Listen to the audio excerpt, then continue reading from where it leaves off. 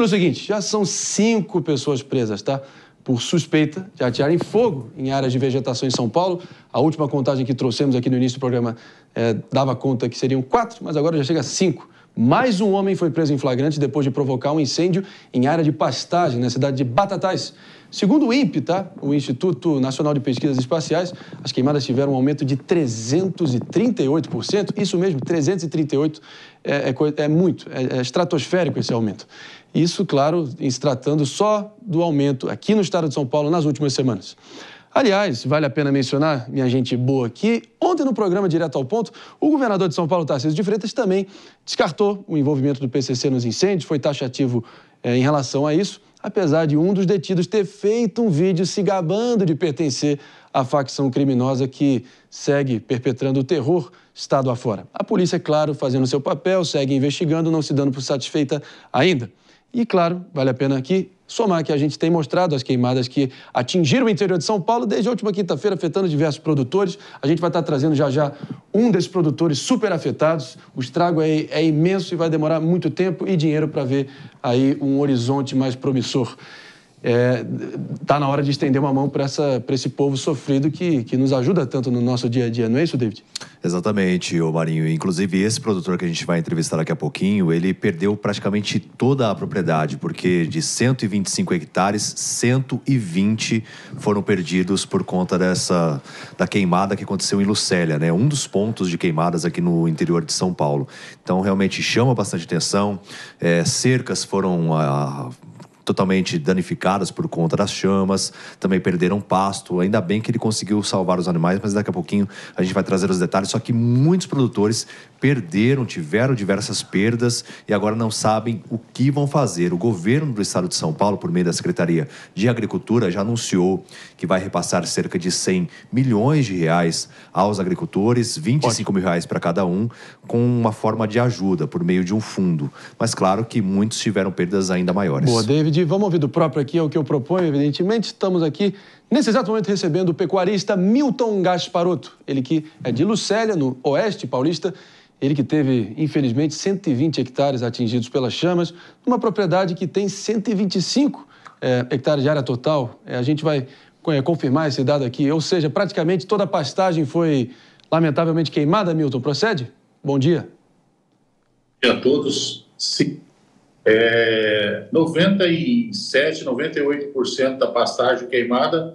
Na realidade, só sobrou na propriedade 2 hectares, 2 a 3 hectares, a casa onde mora o empregado e o curral, e um barracão. O resto, a área de pastagem, praticamente foi queimada toda.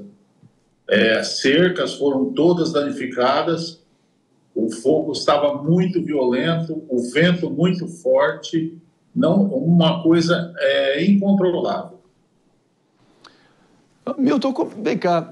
Primeiro, receba o nosso abraço apertado aqui. Qualquer palavra que a gente vier a falar não vai ser suficiente para tentar atenuar o grau da devastação que você está tendo que lidar. Mas como é que o senhor se sente no alto dessa sua indignação? Ver vários setores aí tentando culpar o próprio agro por terem sido os principais responsáveis por motivar essa tragédia que te afetou diretamente. Você, enquanto representante da categoria, de certa forma, como é que você lida com esse tipo de crítica? Olha, de uma maneira geral, aqui nós estamos tendo a prefeita, ela foi muito criativa junto com nós, ela tentou dar um suporte. As usinas da região tentaram, de uma maneira muito forte, tentar apagar o fogo com caminhão-pipa, carretas, mas não conseguiu, certo? E o secretário da Agricultura do Estado de São Paulo, o Chiaide, presidente prudente, esteve na região, liberou uma verba, certo, para a gente, e para cada produtor da nossa região vai dar em torno de 50 mil reais, mas os danos foram muito maiores. Na minha propriedade, hoje, só em questão de cerca, foi um dano em torno de 120 a 150 mil reais. Fora a parte que vai ficar aí 60, 90 dias, depende da chuva, para esse pasto crescer e a gente retornar o gado para esse pasto. a solução foi tentar arrendar outro espaço, levar para outra propriedade, levar para confinamento. É uma situação muito difícil de se lidar, mas ainda estamos tendo um pouco de apoio, um pouco de usina, as cooperativas aqui estão financiando algo a preço de custo e sem juros, certo? Então, alguma coisa ainda está sendo feita para nós, certo?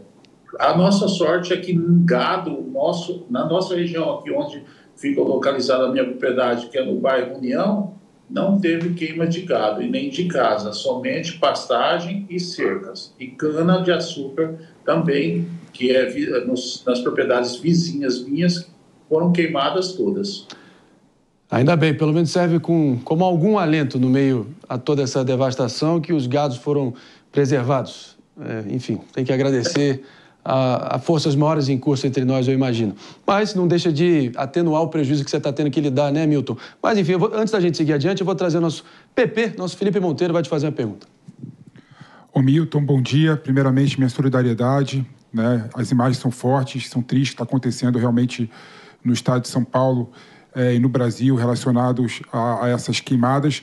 Eu queria saber primeiro se você tem a certeza, né, e tem algum tipo de indício de que o incêndio foi provocado de forma criminosa por algum bandido, né, que a gente sabe que é a maioria desses focos de incêndio atualmente. Não sei como que uma pessoa faz mal a outra dessa forma.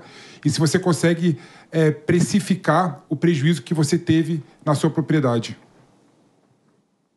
Olha, eu acredito que não tenha sido assim. Pode ter acontecido de uma pessoa sem ter a noção do que estava fazendo, e ele ia ter queimado colocado fogo em algum quintal, mais longe da minha propriedade, 4, 5 quilômetros, porque o fogo veio de uns 4 a 5 quilômetros acima da minha propriedade, certo? Então, eu acredito que não foi proposital, não foi coisa de bandidagem na nossa região. Foi alguém despreparado que tentou fazer alguma queima de folhas, de alguma coisa assim, e depois não conseguiu controlar, mas sem a pessoa ter a maldade. Há o prejuízo hoje na minha propriedade, entre cercas, queimou um curral, reforma de pasto, vai ser um prejuízo em torno de uns R$500 mil.